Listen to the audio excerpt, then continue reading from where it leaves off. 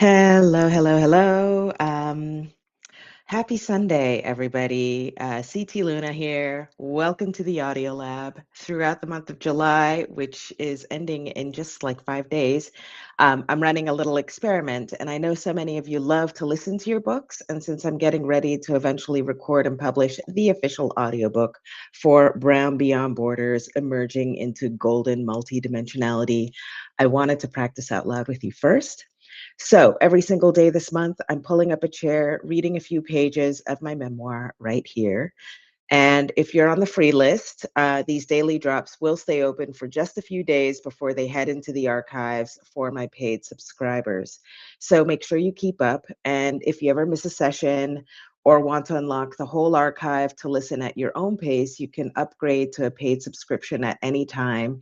And just a quick secret, with either a monthly paid subscription or the annual subscription, you also get the free ebook of this Brown Beyond Borders, so you can follow along if that's something you like to do as well.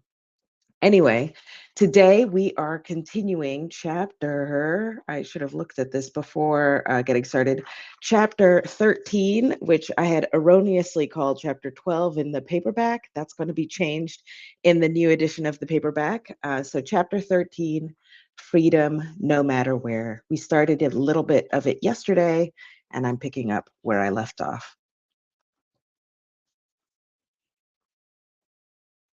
As the world continues to present its challenges, the most formidable barriers are always the ones I build within myself. Walls of fear to stave off imagined threats and the shackles of limiting beliefs that stop me from doing something I might benefit from. Looking back on my journey, I recall numerous moments when internal obstacles held me back. There was the time I hesitated to speak up in a meeting, fearing my ideas wouldn't be valued. Or times I held myself back from applying for or pursuing opportunities, believing I wasn't qualified or capable enough. These moments were not isolated incidents, but rather reflections of deeply ingrained patterns of self doubt and insecurity. In the opening chapters, we covered how these patterns manifested in my own life, from the anxieties surrounding cultural identity and belonging to the challenges of navigating a predominantly white academic environment.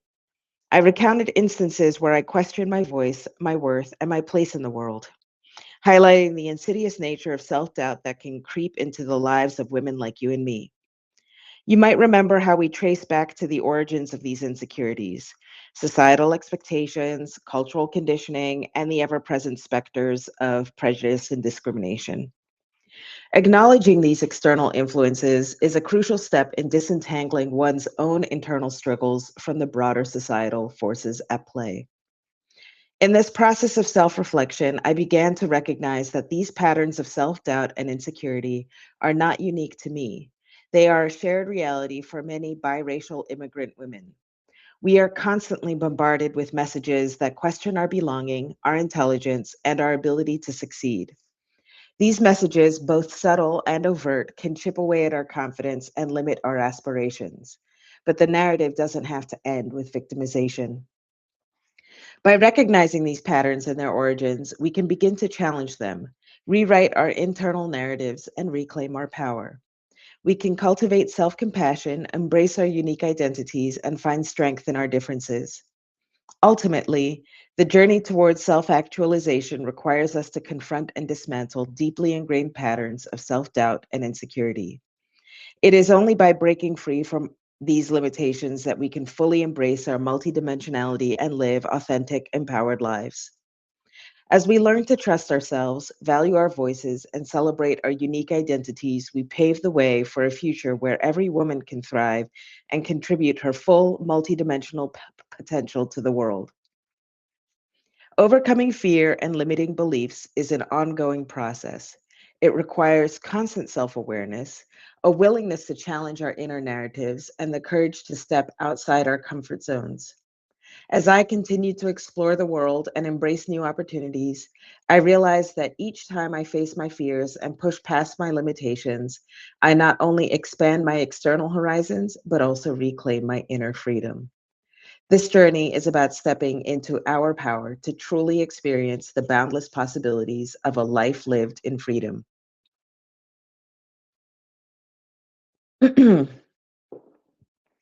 Fear, a primal emotion wired into our very being, can be a powerful force.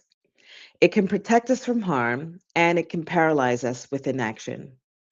Whispering doubts in our ears and casting shadows of uncertainty, fear blocks us from embracing freedom and reaching our full potential. For many of us, fears can be shaped by experiences of prejudice, discrimination, and the constant pressure to conform.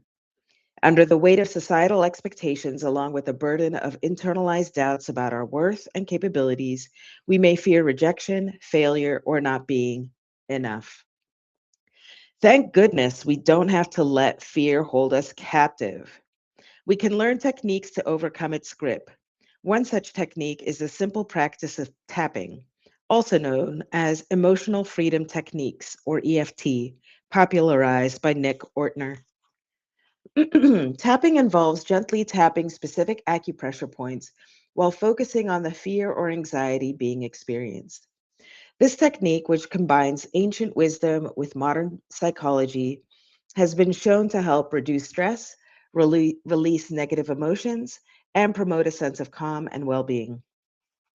Even renowned spiritual teacher Iyanla Van Sant incorporates tapping into her teachings on forgiveness, recognizing its power to release emotional blockages and facilitate healing.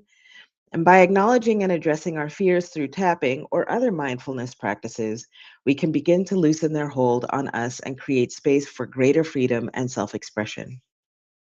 But overcoming fear is just one piece of the puzzle. We must also confront the limiting beliefs that often underlie our anxieties. These beliefs are usually formed in childhood or through negative experiences. They can become deeply ingrained in our subconscious, shaping our thoughts, behaviors, our sense of self, and ultimately the shape of our lives. Florence Scovel Shinn, a prominent author and spiritual teacher within the New Thought movement of the late 1800s, emphasized the power of positive thought and affirmations to overcome limiting beliefs. She taught that our thoughts create our reality, and by consciously choosing positive, empowering thoughts, we can shape our experiences and attract greater abundance and success into our lives. For Brown immigrant women, challenging limiting beliefs can be particularly transformative. We may have internalized messages about our race, ethnicity, or cultural background that tells us we're not worthy or capable. By identifying these beliefs and replacing them with positive affirmations, we can begin to rewrite our internal narratives and step into our power. The journey to freedom is not about eradicating fear, it is about embracing it. It's about learning to dance with it. It's about recognizing fear as a natural human response, acknowledging its presence, and choosing to move forward despite it. It's about challenging the limiting beliefs that hold us back and embracing the truth of our limitless potential. Breaking free from the shackles of fear and limiting beliefs, we open ourselves to a world of possibilities. We can pursue our passions, embrace our unique identities, and make a meaningful impact on the world around us. We can live authentically, courageously, and with the unwavering belief that we are worthy of all the freedom and joy that life has to offer. Overcoming obstacles is one thing, but cultivating a mindset that allows freedom to flourish is another. It's like tending a garden. After clearing the weeds of fear and limiting beliefs, we must nurture the soil with gratitude and resilience to foster true freedom and blossom.